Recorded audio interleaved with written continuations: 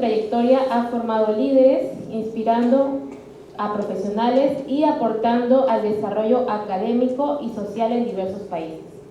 Esta conferencia no solo busca transmitir conocimientos técnicos de economía y gestión empresarial, sino también compartir experiencias y principios que contribuyen a forjar una visión integral en las nuevas generaciones. Estamos convencidos de que este espacio nos permite tender puentes entre la academia, la empresa y la sociedad, impulsando un liderazgo responsable con propósito y con impacto real. Agradecemos a cada uno de ustedes por su asistencia y por sumarse a esta experiencia formativa. Sin más preámbulo, recibamos con un fuerte aplauso al doctor Enrique Cueva. Gracias. Bueno, en primer lugar, dar gracias a Dios que nos permite estar bien de salud para poder asumir el conjunto de nuestras responsabilidades en el terreno empresarial, en el terreno académico. Quiero expresar también mi agradecimiento a las personalidades que hoy nos acompañan, a los directivos del Colegio Unidos por un Perú con Valores y a los representantes de la Universidad José Ignacio Castro Pérez de los Estados Unidos de México y a los jóvenes integrantes de la compañía, de Servir en general. Muchas gracias por confiar en nosotros y por asistir a este importante evento. A ver, el tema que quiero compartir con ustedes se trata de retos y desafíos, retos y oportunidades. ¿Qué es lo que está pasando en el país en este momento, en Perú? Vamos a hablar de Perú y vamos a hacer un marco de interrelación con Latinoamérica. ¿Qué es lo que está pasando en el Perú? ¿Ya? Vamos a concentrarnos para poder llevar un mensaje claro, todos, entender la temática, no es compleja, es muy sencilla, vamos a entrar en materia de manera gradual. ¿Ya? A ver, hay una enorme contradicción, en lo que está pasando en nuestro querido país, en nuestra querida patria. Hay un factor positivo, ¿okay?, que podríamos decirlo que son nuestras fortalezas, que son nuestras capacidades que se distinguen, que son nuestras potencialidades, ¿okay?, y que está generando importantes niveles de oportunidad de inversión, tanto nacional como internacional. Ese es el lado bueno, el lado positivo, ¿no? Pero ¿por qué yo digo que existe una contradicción? Porque lamentablemente hay un sector, hay otro aspecto de visualización que tiene que ver con las carencias, que tienen que ver con las debilidades, que tienen que ver con las limitaciones, que tienen que ver con las restricciones que impiden un mayor caudal de inversión, tanto nacional como internacional, para cerrar las brechas sociales que se están generando de manera objetiva en el país. Entonces decimos la gran contradicción. Por un lado está la carretera, ¿no?, los ejes estratégicos económicos, y por otro lado están los ejes estratégicos políticos y sociales del país, ¿ya? Y menos mal que están por carreteras diferenciadas, ¿ya? Porque eso de alguna manera hace posible la continuidad del país, ¿ya?, la continuidad objetiva del país. Entonces es una complejidad enorme, ¿no?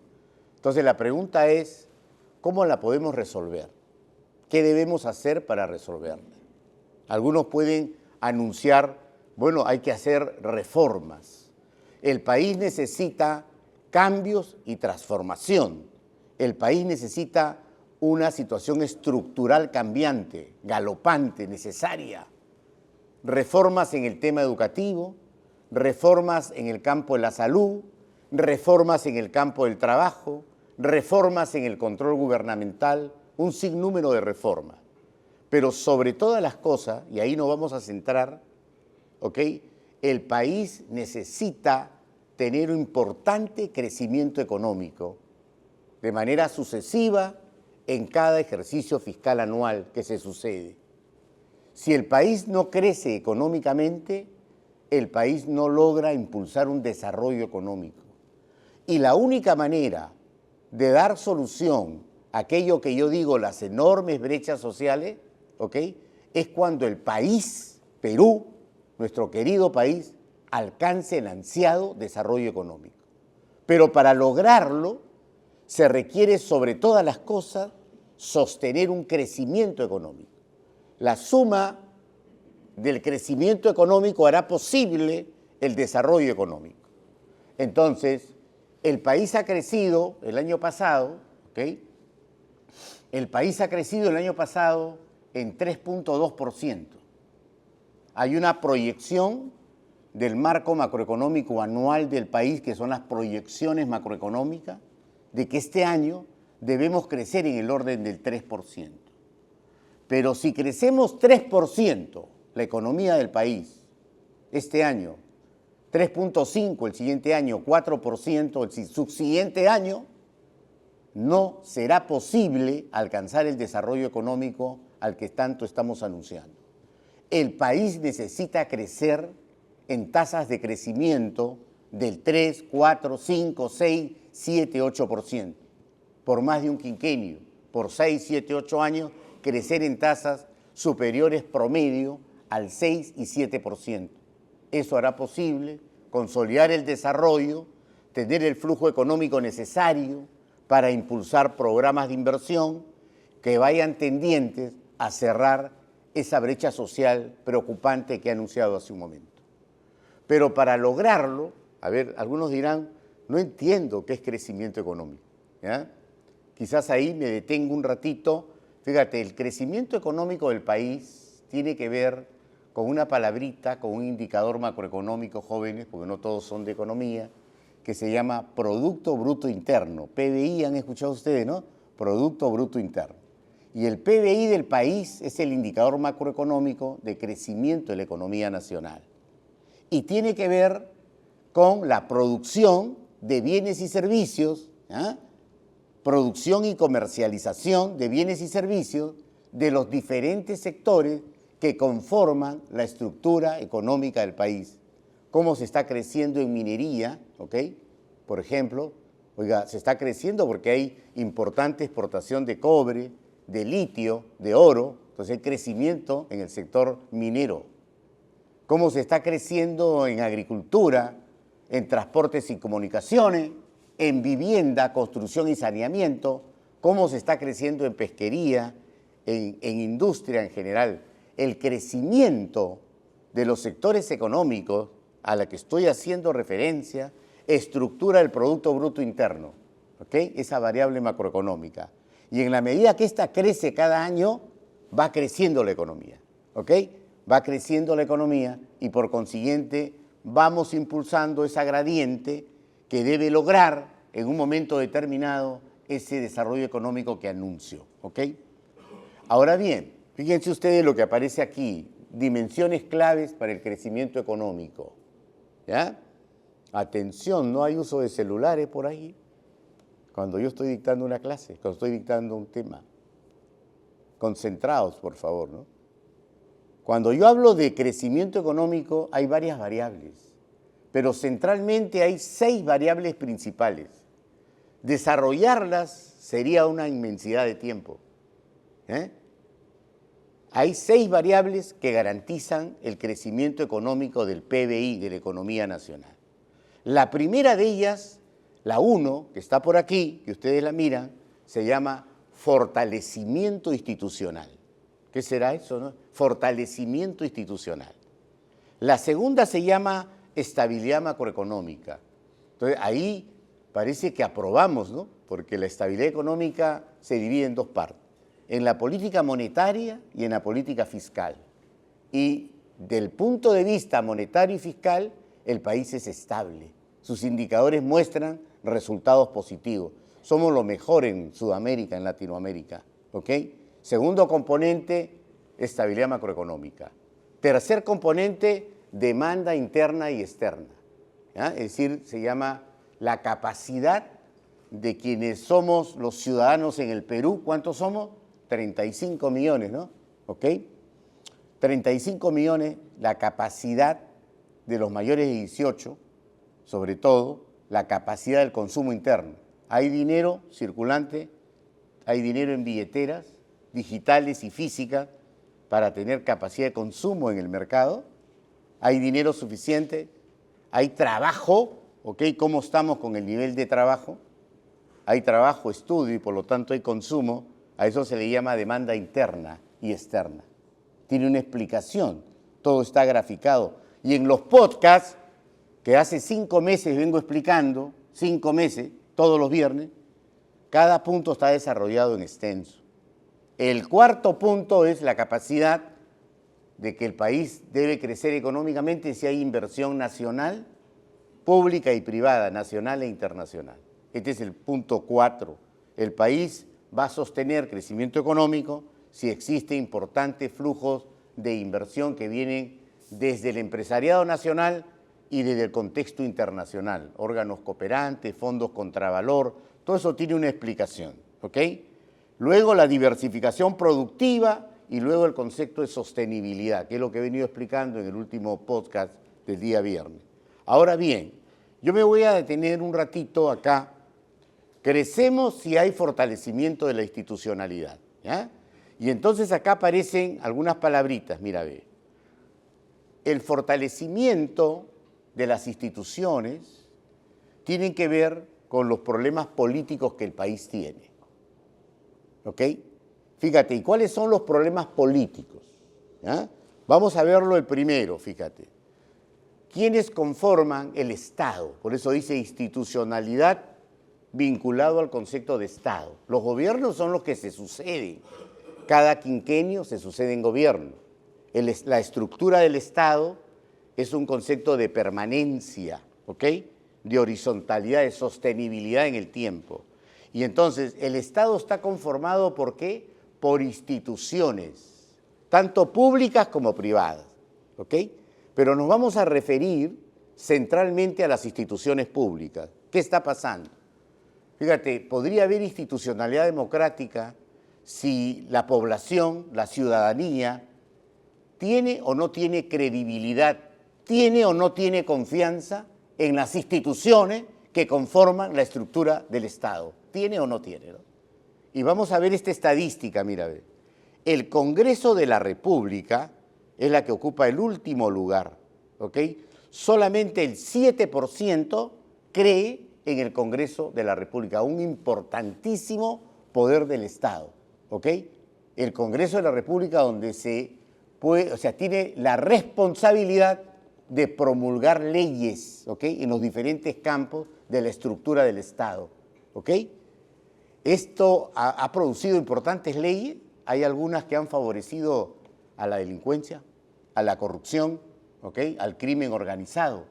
Hay un cuestionamiento total al peor Congreso de toda la historia del Perú, ¿ok? Si es posible lo quieren quemar, ¿no? Muchos ciudadanos quieren quemar ese Congreso, porque aparte de la incapacidad técnica y de la incapacidad política, han promulgado leyes a favor, ¿ok? A favor de la corrupción sobre todas las cosas. Y dentro de la corrupción se enmarcan una serie de conceptos al que podríamos referirnos en extenso. ¿Y cuánto crees en el Estado? 7%. Los gobiernos regionales, el Poder Ejecutivo, donde están los ministerios, los organismos públicos descentralizados, los organismos constitucionalmente autónomos, 17%, ¿ok? El Poder Judicial, que realiza las sentencias a la diferente problemática en general del país respecto de delincuencia en general, 17%, ¿ya? Solamente en esta estadística para analizar el contexto político de institucionalidad democrática se salvan 3 instituciones. ¿Cuál de ellas?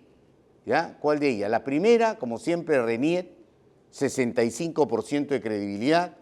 El Banco Central de Reserva, que es la que obviamente dicta las políticas monetarias y ha alcanzado un sol robusto y ha conducido el menor indicador de devaluación monetaria de Sudamérica favorable al Perú, ¿ok? El Banco Central de Reserva 58% y las Fuerzas Armadas que también tienen el 53%, ¿ok? Entonces esto es un poco la radiografía de lo que son la opinión de credibilidad y confianza de la ciudadanía respecto a las instituciones que conforman la estructura del Estado, ¿no? ¿Qué es lo que ha pasado con esa crisis política en el país? esa crisis moral en el país. Y ahí está Néstor tomando nota. Es el periodista que seguro va a sacar, Néstor está ahí. Néstor de San Marcos, ¿no? Está sacando, claro, gracias por tu visita, Néstor, y también a los jóvenes. Acá mucha juventud, pero también mucha experiencia, ¿no? Mucha experiencia, me agrada mucho eso, ¿ok? La experiencia, por ejemplo, de Mario, que ha sido el director ejecutivo del colegiado. Mario, ¿no es cierto? Mario Guarachi, ¿está con nosotros? Ahí está Mario, muy bien. Ok, las grandes jornadas del colegiado, ¿no? Hubieron, creo que más de 500 conferencias. Imagínate tratar de abordarla en 30 minutos, es un tema tremendo, ¿no? Entonces, ¿cuál es la confianza en los partidos políticos? Fíjate, la credibilidad, ¿sabes qué? Solamente está en el 7%. Esta es una data del año 2023. Cuando revisaba la data del 2024 y en lo que va el primer trimestre del 2025, la credibilidad ha bajado al 5.5%. Esa es la credibilidad. Es decir, casi nadie confía en los partidos políticos, ¿ok? No hay confianza en los partidos políticos, ¿ok? No sé quién, hay que persignarse a ver quién no va a gobernar, ¿no? Y lo que dicen las encuestas es increíble, ¿no?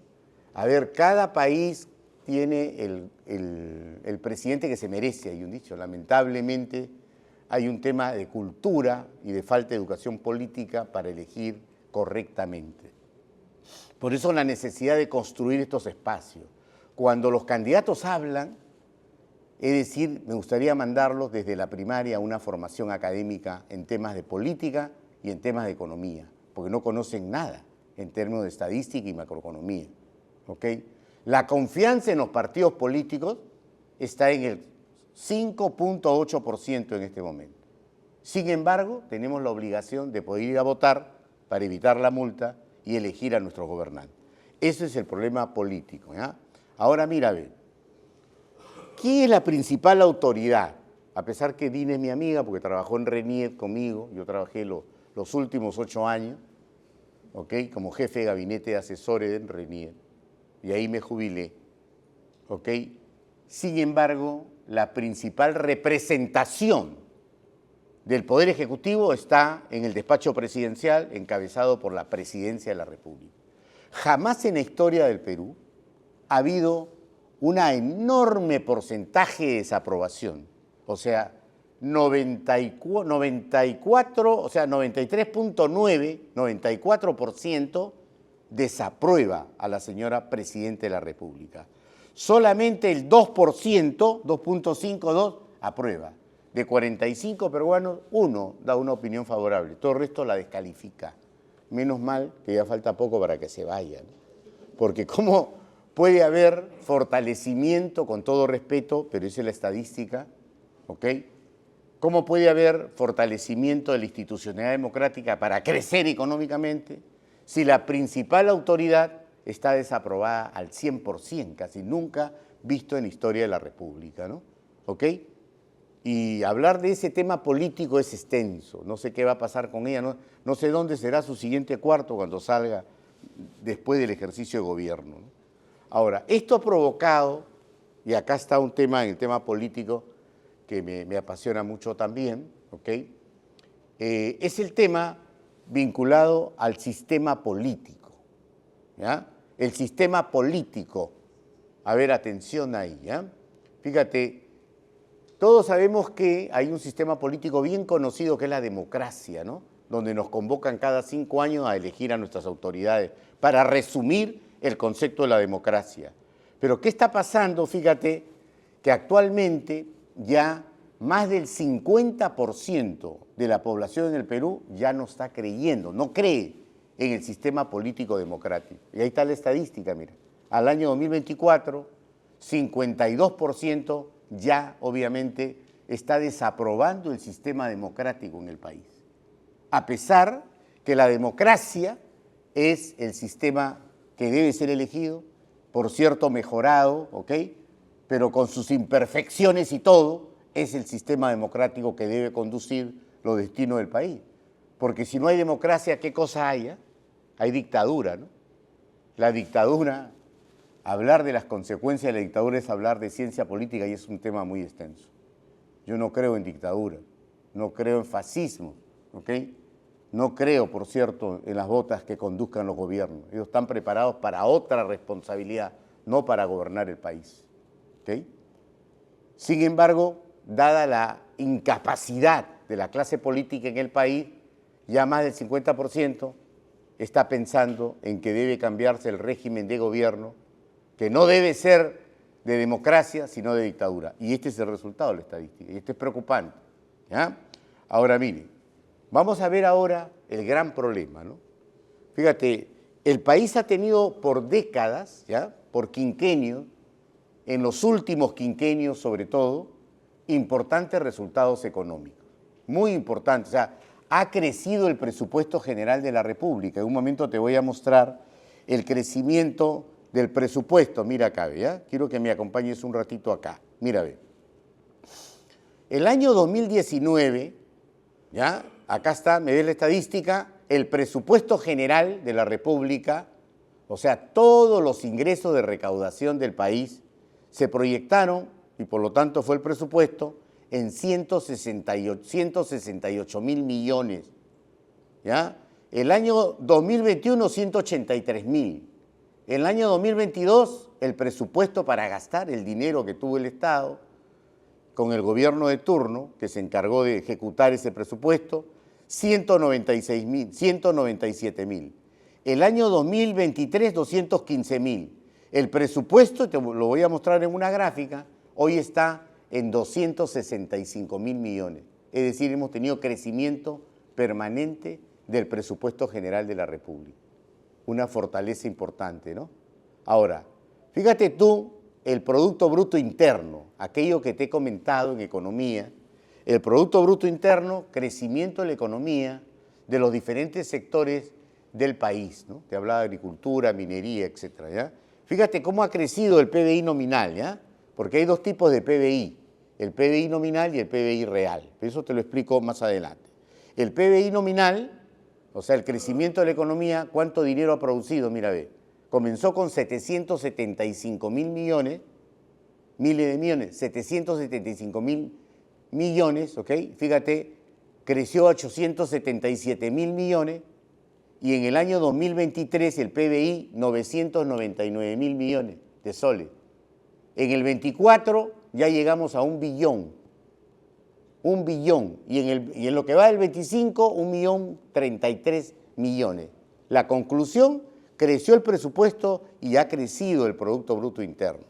Pero ¿qué es lo que ha pasado con el país? No ha dado solución a los problemas que hemos mencionado. Y entonces, ¿por qué?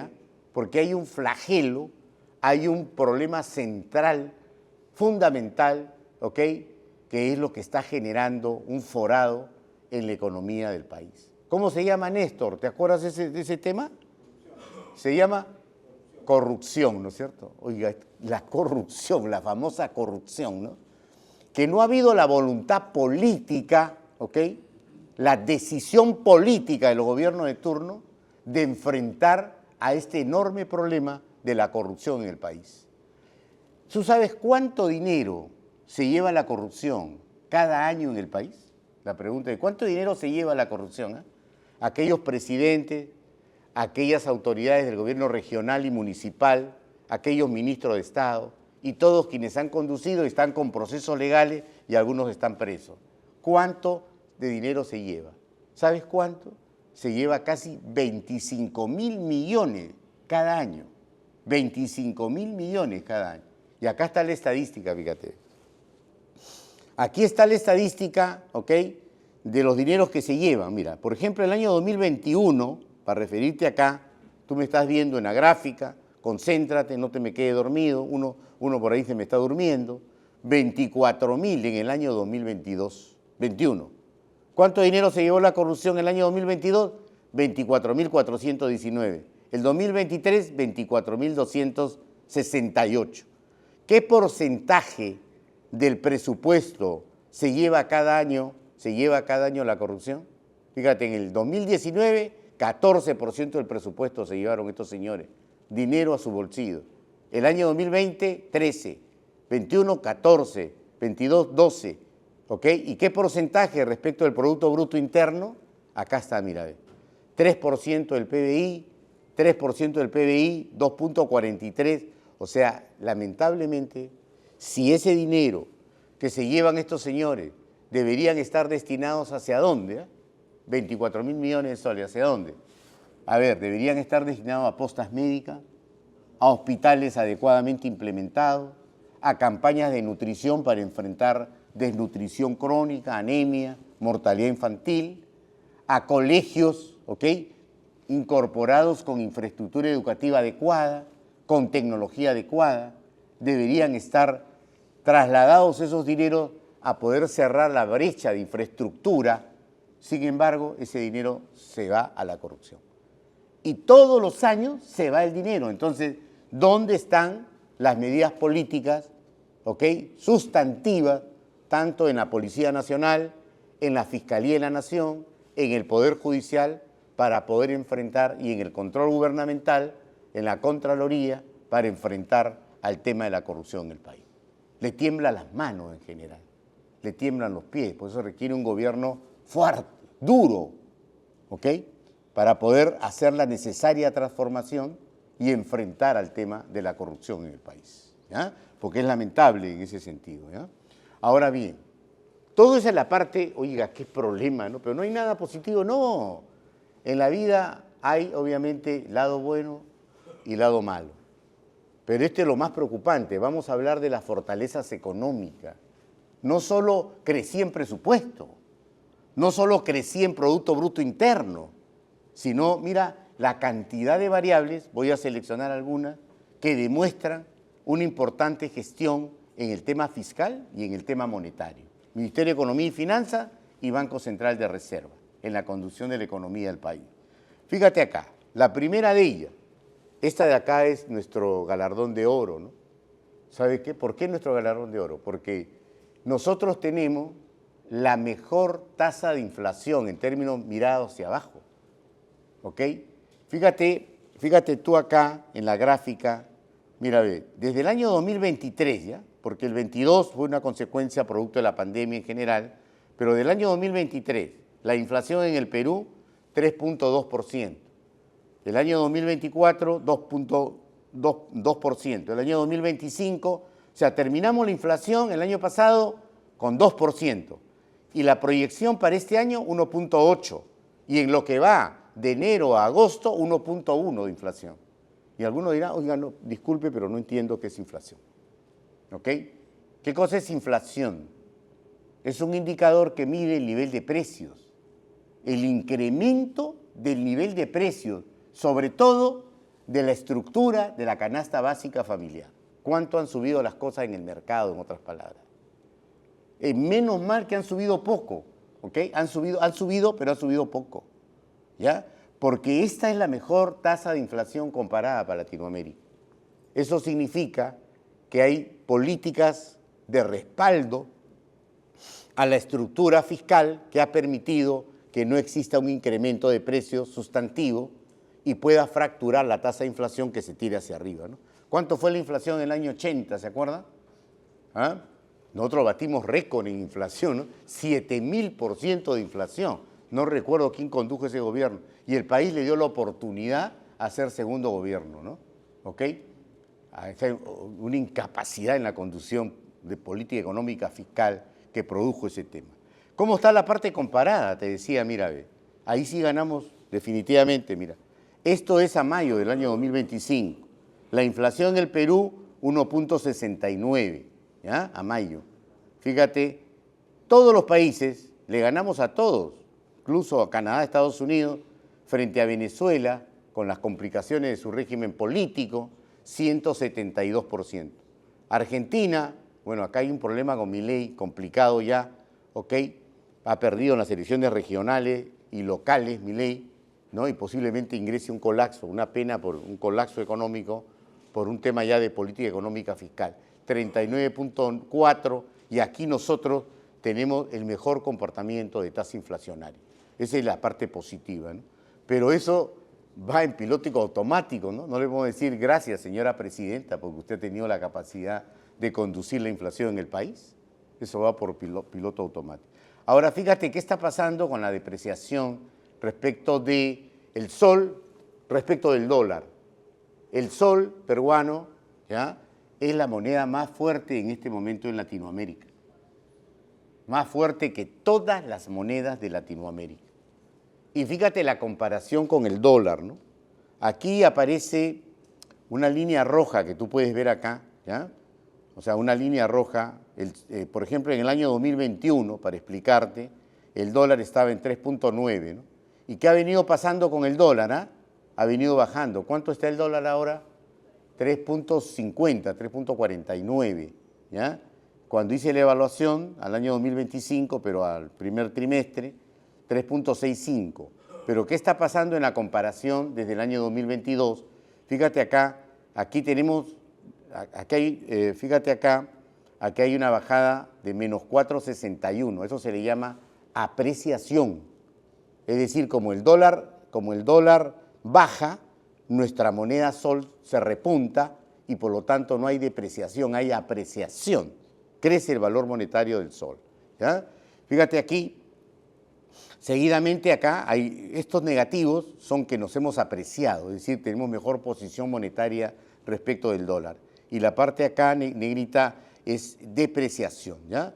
Ok, ¿por qué? ¿Por qué aparece 1.43? Porque acá, por ejemplo, el tipo de cambio en el año 2023 es 3.7, pero en el siguiente año subió un poco, 3.761. Subió el tipo de cambio y por lo tanto se depreció el sol. ¿Cuánto se depreció? En 1.43. Pero ¿qué pasa acá? Mira, para que puedas entenderlo, no es complejo.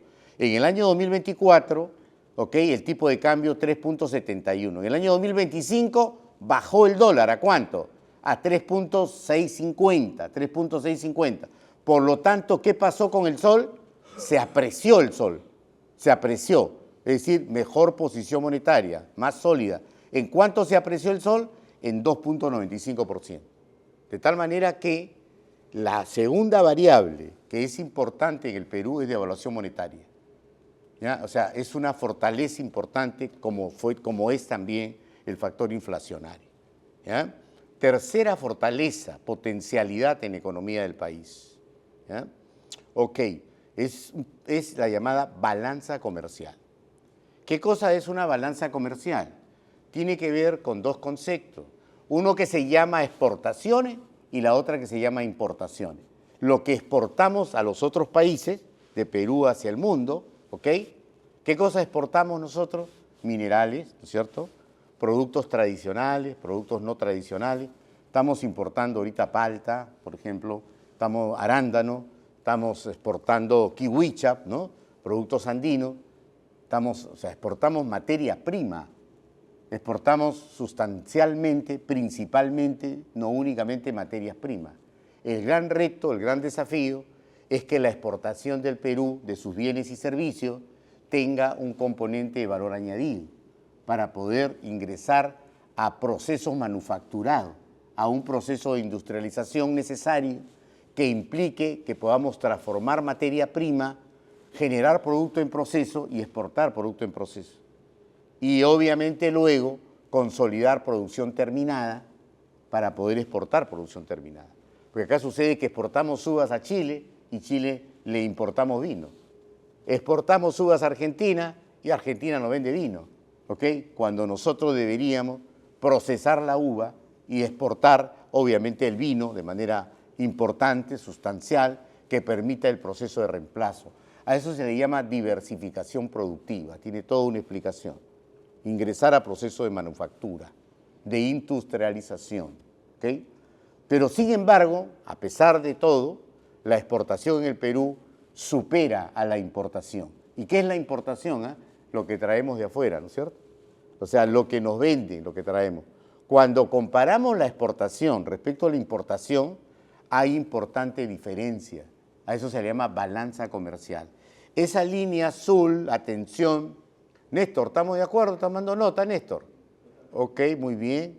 Entonces, fíjate, no, es que lo recuerdo con mucho cariño, pues, Néstor.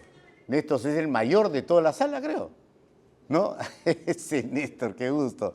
Mira, ve, esta línea azul es exportación, Néstor, ¿ya? Y la línea roja es importación. Ahí hay una brecha, ¿no? ¿Sabe cuánto es la diferencia para el año 2024 24.000 millones de soles. Para lo que va del 25, la proyección es tener una brecha de superávit, por eso balanza comercial superavitaria, de más del 25.000 millones de soles. Ahí estamos creciendo, ¿ya? Lo importante es ver estrictamente la composición. Ah, perdón, es en dólares, perdón, correcta la corrección, es en dólares, ¿ya? Es en dólares, 25.000 millones de dólares, correcto. Bien, vamos ahora, ya te hablaba ahí de la evolución del presupuesto. Hace un ratito te comenté esto de acá, la evolución del presupuesto. Mira, fíjate cómo ha crecido el presupuesto, mira estas líneas verdes, cómo están creciendo, ¿de acuerdo? ¿Lo ves? Ahí te hablaba yo, mira, para el año 2000, acá vamos del año 2023, ya atención, 214.000 millones de soles, esto sí es soles, 240.000 millones de soles, en lo que va proyectado y aprobado para el año 2025, 251.000 millones de soles. ¿Cómo ha crecido? ¿Cómo está creciendo el tema del presupuesto en el país? ¿Ya? Ok, muy bien. Ahora veamos el crecimiento del Producto Bruto Interno. Te decía cómo crece la economía nacional, ¿ya? En millones de soles. ¿Cómo crece la economía nacional? Fíjate acá te decía, en el año 2024, para no referirnos a todo el periodo anterior, ok, 1.073 millones, en el año 2025 1.131, en el año 2026 sí, la proyección 1.168, lo cierto que estamos mostrando que el presupuesto crece y el Producto Bruto Interno del país crece la economía, ¿ya? Ahora bien, ¿en cuánto está creciendo la economía nacional? ¿Ya? ¿Cuál es el crecimiento del Producto Bruto Interno nominal en el país? ¿Ya? Entonces aquí quiero mostrarte las tasas de crecimiento, estas de acá, fíjate. En el año 2022 la economía del país creció 8.1%. En el año 2023 5.4%.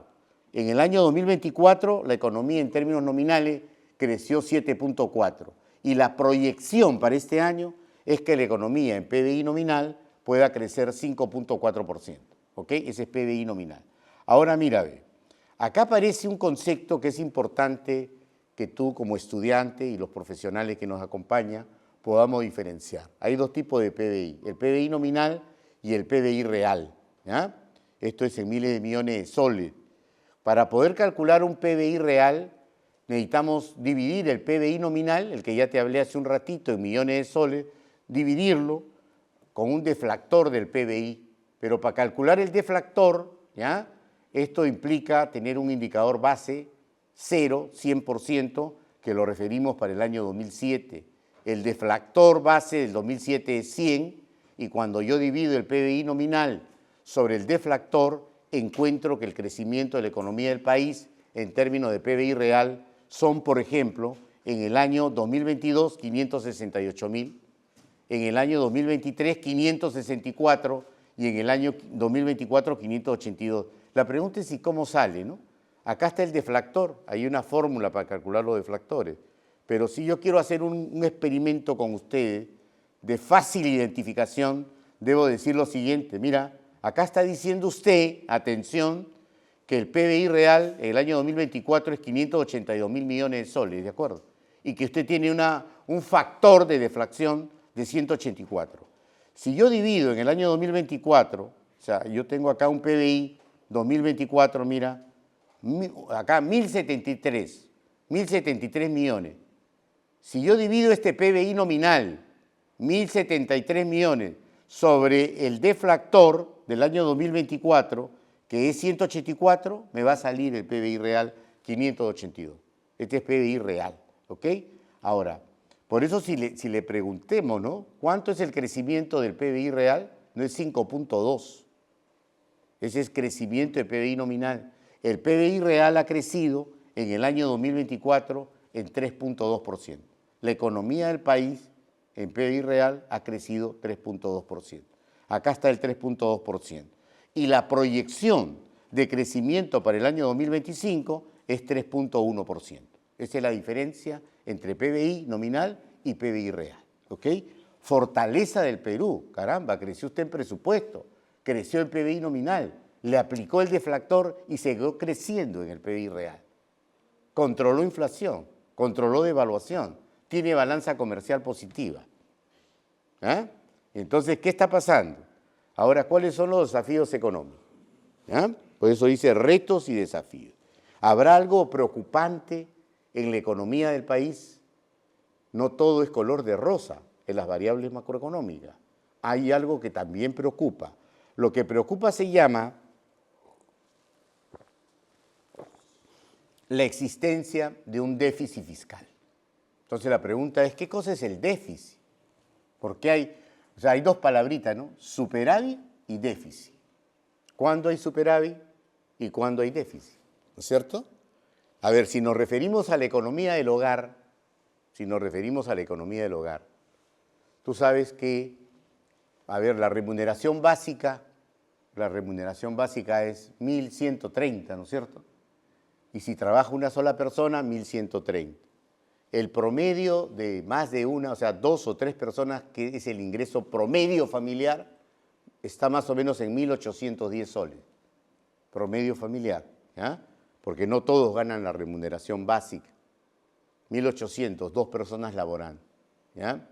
El per cápita personal está en 1.710, después lo vamos a refrendar. Entonces, si ese es el dinero que ingresa en el hogar, ¿ya? Vamos a decir que ingresa 2.000 soles, ya sea una fórmula entre per cápita, remuneración básica, canasta familiar, ¿ya? Y ingreso promedio familiar. Pero cuando tú haces tus gastos, ¿ok? Tus necesidades de luz, agua, alcantarillado, internet, ¿no? Consumo mínimo en general, te vas a 3.000 soles. Entonces, en tu hogar, respecto de tu presupuesto, ¿qué cosa existe? ¿Déficit o superávit? Existe déficit porque estás gastando más allá del ingreso que tú y tu familia perciben, ¿ok? Y si tú, por ejemplo, tienes un promedio de ingreso entre toda la familia de 3.000 y gastas 2.500, hay una brecha positiva. ¿Y a eso qué se le llama? Se le llama superávit familiar del presupuesto. Lo mismo pasa, jóvenes, con la estructura del Estado. El ingreso por recaudación, todo lo que nos cobran por los impuestos, por ejemplo, el impuesto general a las ventas, el impuesto a la renta en todas sus modalidades, renta primera, segunda, tercera, cuarta, quinta, todo eso tiene toda una explicación, los impuestos municipales, las tasas, todo lo que significa recaudación en su conjunto determina lo que significa el ingreso nacional del dinero, ¿no es cierto? ¿Ok? ¿Estamos? Ya. Y por otro lado está todos los desembolsos, todos los gastos en general. Por ejemplo, todo lo que se le paga a la empleocracia de los ministerios, de los gobiernos regionales, de los organismos constitucionales, de los organismos descentralizados, todos los gastos corrientes en remuneraciones. Y también están los gastos para programas de inversión, la inversión que el Estado hace en los diferentes sectores a través de los proyectos de inversión pública, ¿ok? Y entonces, ¿qué ha pasado con el país? Durante estos años, mira conmigo la gráfica, acompáñame a ver la gráfica, lo que está arriba de esta línea cero, en el año 2006, 2007, 2008, todo lo que está arriba quiere decir que hubo superávit fiscal, es decir, hubo más ingresos que egresos, ¿no? En el año 2021 también, ¿ok? Tuvimos superávit en el 2%, el año 2011, 2%, en el año 2012, 2.07%, pero a partir del año 2015, ¿qué está pasando? Mira, la gráfica está hacia arriba o hacia abajo del cero. Hacia abajo. ¿Qué está pasando? Fíjate, ya cuántos años, 10 años, esta es la gran preocupación del manejo macroeconómico del país en términos de estructura fiscal.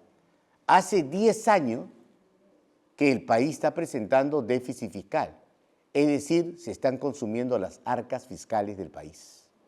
¿Ya? ¿Por qué? Porque fíjate lo que ha venido sucediendo, menos 2%, ¿ok? Fíjate en los últimos años, ¿ya? En el año 2020, producto de los gastos para el tema de pandemia, el déficit más fuerte, 8.3, pero desde el año 2021, 2.53 negativo, 2022, 1.4, 2023 2.8 y hemos terminado el año pasado con 3.6 de déficit fiscal. El compromiso en el marco macroeconómico multianual del Ministerio de Economía es controlar el déficit en 2.2. Sin embargo, estamos en 3.6, ¿ya? Y entonces no, aquí sí existe una preocupación. No puede ser posible que en 10 años tengamos un tema de gastar más de lo que recaudamos. Está comprometiendo incluso lo que es una fortaleza muy importante macroeconómica, que es el RIN, la Reserva Internacional Neta del país. Los fondos de contingencia pueden estar siendo mirados para poder coberturar esa brecha, y eso sí pondría al país en una situación complicada. La conducción del gobierno, por eso es importante que los candidatos hayan venido, no ha venido ni un candidato, ¿no? O hay un candidato presidencial por acá, no lo sé. Yo ya les dije que no soy candidato ni acepto la candidatura, ¿ya? O sea, me han invitado 3 partidos a ir a las internas primarias para ser su candidato presidencial. Yo he desestimado la vida política, este es un espacio mío de contribución académica, ¿ok? No he aceptado la candidatura ni al Senado ni al Congreso como diputado, ya eso es parte de la historia anterior. O sea, yo estoy conduciendo centralmente el consorcio familiar, estoy conduciendo centralmente la empresa, WorldMiner, que con la gracia de Dios es un tremendo éxito. Somos la empresa más grande en términos de suscripción educativa, ¿ok? La última estadística nos ha llevado a 382.000 suscripciones en 4 años. De tal manera que ahí hay un éxito importante y de mucha responsabilidad. Estoy conduciendo un proceso de cambio y de transformación. Estoy haciendo política desde la oportunidad de dar trabajo. Hemos transformado vidas, hemos transformado economías familiares de miles de familias en el Perú. Que estos jóvenes que trabajan con nosotros estudian becado y encima estudian trabajando. Ganan $350 mensuales, $600 mensuales, $1.000 mensuales, $3.000 mensuales. Y hay jóvenes acá que son embajadores, ¿ok?, que están ganando pues $3.000, $5.000, $10.000 y entonces son la solución a la estructura económica familiar de sus hogares y estamos transformando vidas. Eso es hacer política desde un espacio de trabajo, con responsabilidad social, porque hay muchos jóvenes de servir acá, ¿no? Hay varios de servir, ¿no es cierto? O sea, que agradecemos ser esa voz de responsabilidad social de todo el consorcio. Ganar dinero sí, pero sirviendo a quienes más necesitan también y dando la oportunidad de trabajo, porque la educación tradicional no es una solución, lamentablemente. Yo me he movido muchos años en educación formal, educativa, tanto de pre y posgrado. No estoy en contra de ella, pero sin embargo esa ya dejó de ser una alternativa. Son carreras que están tendientes a desaparecer. Hoy el mundo transformador de cambio estructural es el mundo digital. Hoy las carreras tradicionales tienen que dar paso a las carreras digitales, ¿okay?, que reducen tiempo, que reducen inversión y que producen ese milagro económico que el que estamos contribuyendo. De miles de familias que están obviamente teniendo los ingresos que está produciendo el proyecto de la empresa. Entonces decíamos acá el déficit, ¿no? Esta es una preocupación enorme, ¿ya? Tenemos que tener la capacidad de revertirla. Ojalá que el siguiente gobierno pueda tener la capacidad de lograr superávit en lo que va del manejo económico del país, ¿ya? Fíjate, en los países, la experiencia de los países es que encuentran desarrollo cuando invierten de manera sustantiva en educación y en salud, en educación y en salud, y en investigación y desarrollo. Y acá viene lo preocupante también, ¿no? Fíjate tú, este es cómo se ha invertido en educación. Fíjate, ¿cuánto del presupuesto? A ver, en el año 2022, ¿ya?, acá parece que se proyectó invertir en educación, gastar en educación 35.800 millones, 35.800 millones, es decir, 18.2% del presupuesto general. En el año 2023, ¿ya?, 42.000 millones, es decir, 19%. Y en el año 2024, 46.500 millones, es decir, 19.3%. Estas tasas son tasas no suficientes, son tasas que están por debajo del promedio de las tasas de inversión en educación en Latinoamérica, que están invirtiendo entre el 20 y el 30% de su presupuesto, ¿ya? Nosotros estamos invirtiendo 19% en temas educativos, cuando eso debe crecer 20, 25, 30, 32% para poder producir soluciones en el tema educativo, ¿no? Es decir, ¿cómo vas a formarte si no hay tecnología? Esa es la gran fortaleza nuestra, la inversión nuestra, de nuestra plataforma educativa. La última actualización ha costado $126.000, solo la última actualización. Entonces, una entidad o las entidades educativas que no tienen plataformas educativas digitales, ¿qué están enseñando, señor? Que no utilizan tecnología de vanguardia, que no utilizan inteligencia artificial, que no utilizan nanotecnología, que no utilizan aspectos de robótica, que no manejan términos de lo que es obviamente las corrientes de avanzada tecnológica, están descalificadas. Entonces, eso tanto en el sector público como en el sector privado. Entonces, para que tú le des tecnología al sector educativo público y privado, necesitas inversión, pero no con el 19% del presupuesto, ¿ok? El país tiene un reto que cumplir en ese sentido, ¿no? Lo mismo pasa con la parte de salud, ¿ya? El promedio de inversión en salud está en el 12%, ¿ya? Entonces no puedes dar solución a los temas de salud que vamos a hablar en un momento para que con ese presupuesto 12%, ¿cuánto has invertido en los últimos años? Un promedio de 25.000 millones de soles, insuficiente 25.000 millones de soles para enfrentar el tema de salud, ¿ya? Ahora, los temas de investigación y desarrollo son más complejos aún, ¿no? El país, en términos de presupuesto, ¿ok? En términos de presupuesto, está en el orden de, en términos de PBI, de economía nacional. O sea, ¿cuánto de la economía nacional, de Producto Bruto Interno, el país invierte en investigación y desarrollo? No llega ni al 1%.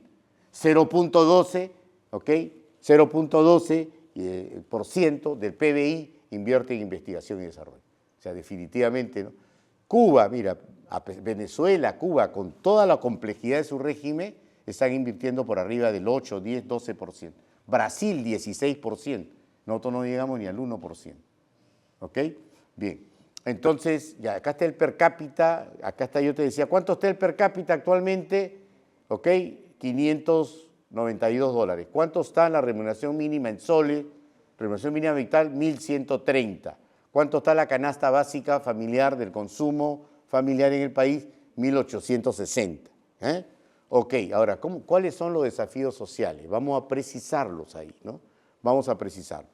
Acá te decía yo, en primer lugar, te hablaba de cómo está la... Miren, en el año 2024 nos vamos a referir, ¿ya?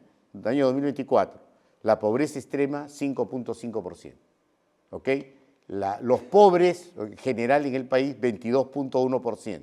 Y las poblaciones vulnerables en general, 31.8%. Si tú sumas 30 más 20, 51, más 6, 57%. Entre pobreza extrema, pobre y población vulnerable. O sea, más de la mitad de la ciudadanía, más de la mitad de hogares tienen esa condición. ¿Ok? Esto es un problema social enorme en el país. ¿Ok? Ya, lo más preocupante es esto. Fíjate, esta curva nos permite identificar el gran problema de las señoras en estado, las que obviamente tienen la bendición del milagro de la vida, ¿no? Porque no hay bien más grande que el milagro de la vida, ¿no? O sea, eso vale más que todos los bienes materiales en general, el gran milagro de nacer. ¿Y qué es lo que está pasando con las señoras que obviamente salen en estado? 6 meses antes, en los países, por ejemplo, nórdicos, europeos, tienen programas de alimentación. Acá en el Perú, o sea, no le dan pues ni siquiera una vita, ¿no? ¿Ok? Programas de alimentación. Fíjate, si no tienes una buena alimentación en los 6 meses antes de que nazca el niño, en los 3 meses antes y hasta los 3 años, ¿ya? Si el niño no es atendido en los 3 primeros años de vida, ¿qué estás comprometiendo en los niños? ¿Qué estás comprometiendo?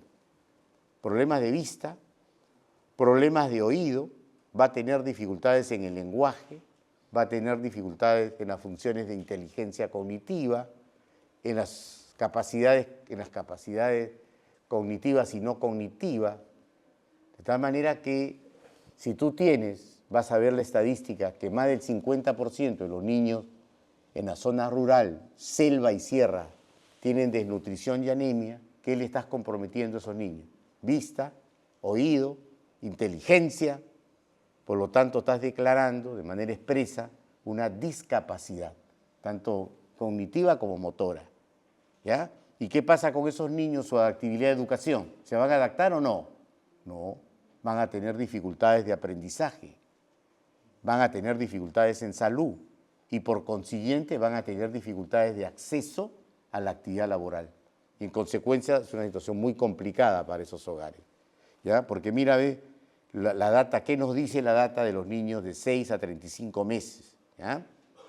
Es decir, los niños de 6 a 35 meses, ¿qué es lo que está pasando en la zona rural, que es ahí donde quisiera que nos podamos detener en la anemia, ¿no?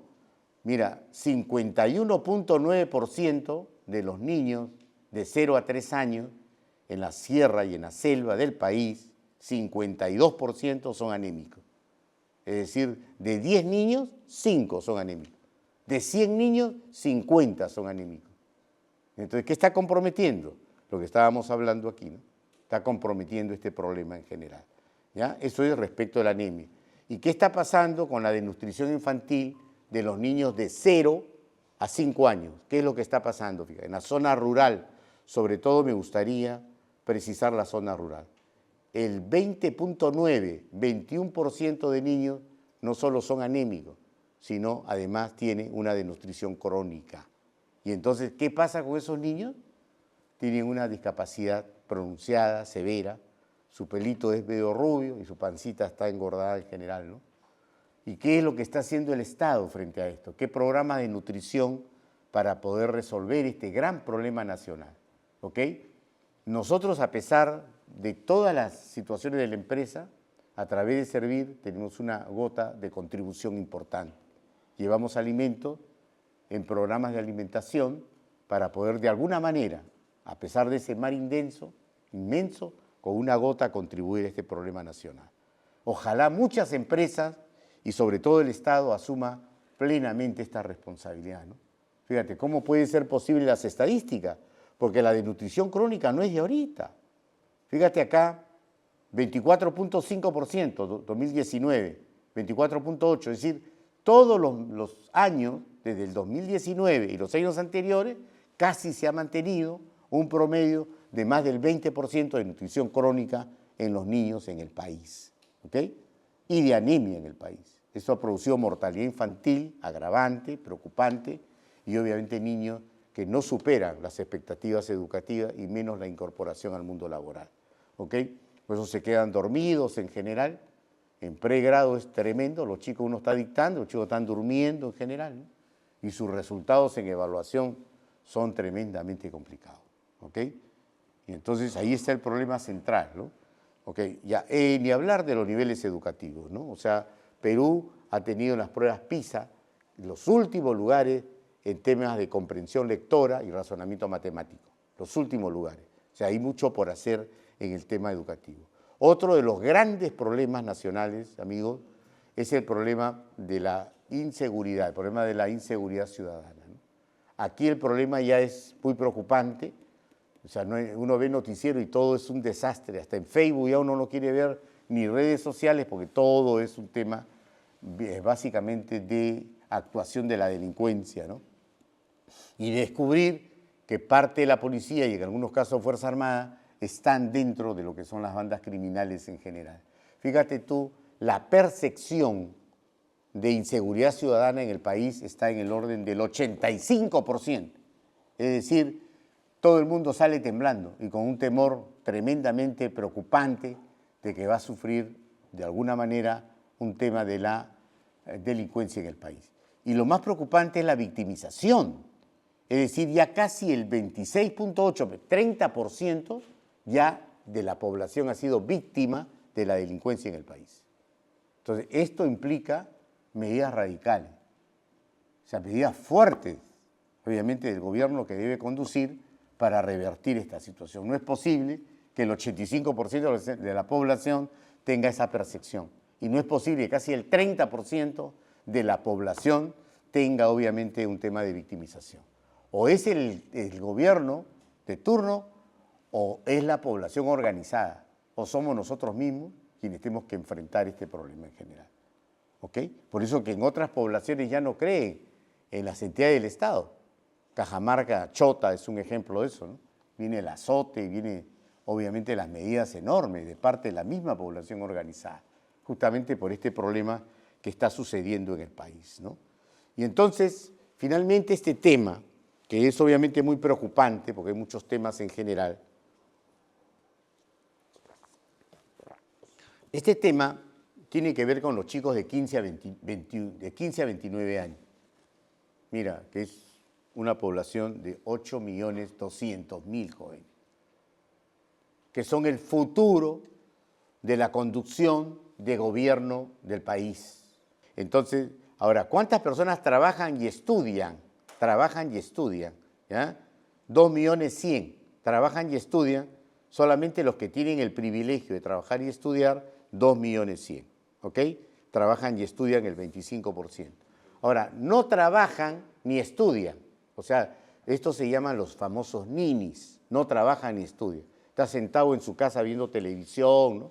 En general, ¿no? O sea, es una carga social para la familia, ¿cuánto? 1,5 millones. No trabajan ni estudian, 18.20. Y solo estudian 11.40, 900.000 jóvenes. Ya, ahora vamos a hacer una ecuación bien simple. ¿Cómo vamos a transformar este dato en lo siguiente? Mira. Aquí te voy a decir, te debo demostrar que en realidad, fíjate, estos ninis, estos chicos que no trabajan ni estudian, o sea, tienen que ver con las drogas, la delincuencia, porque si no trabajas, no estudias, la sociedad no te da la alternativa y por lo tanto entras en los problemas de drogadicción, delincuencia y en todos los males sociales. Personas que no estudian finalmente. Finalmente las personas que no estudian, ¿sabes cuánto? De 8.200.000, 5.900.000 en realidad no estudian. ¿Pero cómo? Se contradice con el cuadro anterior. Ya, te voy a demostrar por qué se dice que del tema de 8.200.000, 5.900.000, o sea, casi 6 millones, obviamente no estudian. Y si no estudian, ni la carrera tradicional, ni la carrera alternativa digital, ¿ok? Entonces, si no estudias, ¿en qué vas a trabajar? Y si no has descubierto que puedes estudiar trabajando, peor aún. Pero ¿cómo llegas a estos 5.900.000? Atención, personas que no estudian. A ver, primero, los que solo trabajan, 45.4, ¿no es cierto? Solo trabajan, 3.700.000. Acá tienes 3.700.000, ¿ya? Luego de eso tienes, a ver, los ninis, ¿ya? Los ninis que no trabajan ni estudian, que eran 1,5 millones. Mira, acá tienes 3.700.000 más 1,5 millones, ¿ok? Ya. Y adicionalmente tienes, ¿ok? Las personas que solo estudian, 11.4, ¿no? O sea, 900.000 te dije que solo estudian. Pero ¿qué me dice la estadística? Me dice la estadística que el 75% de las personas que solo estudian renuncian a la culminación de sus estudios. No culminan sus estudios ocupacionales, técnicos o profesionales. Y la pregunta es, ¿y por qué crees tú que no culminan sus estudios? Es decir, solo terminan 200.000 y son 700.000 personas que solo estudiaban que dejan de estudiar una carrera tradicional. ¿Cuáles son las razones de fondo? Mario, ¿cuáles son las razones? Ya, o sea, mira, muy bien. Primero que, a ver, la universidad pública solo puede albergar, ¿ok?, al 5% de la población estudiantil que culmina la educación secundaria. La UNI, la Universidad Nacional Mayor de San Marcos, y la Universidad Federico Villarreal, y la Universidad Faustino Sánchez Carrió, la Cantuta, y la Universidad del Callao. O sea, hay una cantidad de personas que culminan. Pero los chicos estando en la universidad, ¿ok?, los que tienen el privilegio, los que hemos tenido el privilegio de estudiar en una universidad pública, ¿ok?, ¿qué está pasando, no? Pertenecen a la estructura de pobreza extrema pobreza y población vulnerable, y por lo tanto tienen dificultades, ¿ok?, de orden económico, son parte de la pobreza del país, ¿ya? Y entonces, ¿qué sucede con ellos? Tienen que contribuir con las economías familiares de sus hogares, ¿me entiende? Y por lo tanto comienzan a intentar trabajo de informalidad y descuidan los estudios. Esa es la primera razón. Pero ¿cuál es la segunda, no? ¿Cuál es el promedio? Fíjense, el promedio de un estudiante que ingresa a una universidad privada de las más importantes. El promedio de inversión está en $950 y $1.000 mensual, ¿ok? O sea, por arriba de la remuneración básica, por arriba del per cápita, por arriba del ingreso promedio familiar, y el promedio de pago de un instituto más o menos importante está entre $550 y $650, por arriba de los indicadores que he mencionado. Y entonces, ellos ingresan, ¿pueden ingresar, pregunto, cuando son de condición pobre, extremada pobre y población vulnerable? ¿Tienen el acceso de ingresar? No pueden, porque no tienen la capacidad económica para poder ingresar a una universidad privada y a una universidad privada y a un instituto privado, ¿ok? Y en consecuencia, ¿qué sucede con ese estudio poblacional de 900.000? Renuncia el 75 y solo termina el 25, ¿ok? Y entonces esa población que dejó de estudiar, obviamente pasa a acumular a los que solo trabajan y a los que no trabajan y estudian. Y se produce acá que de los 8.200.000 de esta población, de 15 a 29, casi 6 millones finalmente no estudian.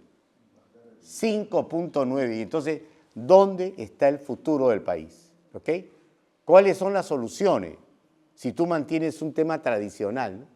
O sea, tienes que ir a la universidad en general, tienes que formarte. Te formas, muchos terminan para terminar haciendo taxi, o yendo al subempleo y yendo a la informalidad en general. Entonces el país necesita soluciones en educación, soluciones en salud, soluciones en alimentación, pero sobre todas las cosas necesita una alternativa en el mundo digital, en las tendencias actuales, en las carreras digitales, que acorten inversión, ¿ok? Es decir, oiga, no puedo pagar pues $1.000, ¿no? ¿Qué te parece si hay una alternativa que pague $160, que lo pague un mes o 2 meses o 3 y que pueda luego promover su sistema educativo digital y puede estudiar becado el resto del año?